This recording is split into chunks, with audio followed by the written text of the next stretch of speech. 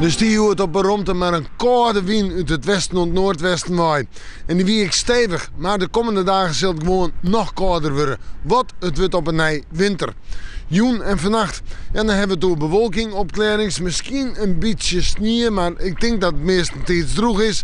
Maar de temperaturen zak je al tussen de plus 1 op de eiland en min 1 op het vasteland. Of om en bij de 0 graden in. En dat betekent de kans op gladens, maar er is ook nog kans op mist. En de wind die valt haast hier en daar voort en zie het letter meer en meer het noorden en het noordoosten op. Morgen dag. Het wordt een dag maar een protte bewolking. Toch denk ik dat de zin er nog wel eens even bij is.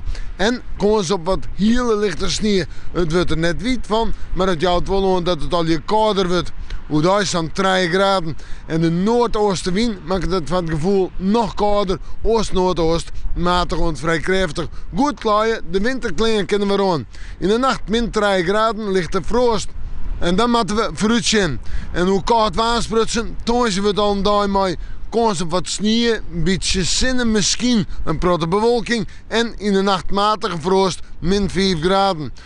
Vreed en sneeuw, in de nacht niet matige frost, min 5, min 6. Hoe daar droeg waar, de zinnen er flink bij, vol op winter. En de schoenje zei ze, we komen weer op redens. Nou, die komen zo in die gaan, willen ze er wijze kunnen opplakken. We met de moon, we weer even in het waarschuwen.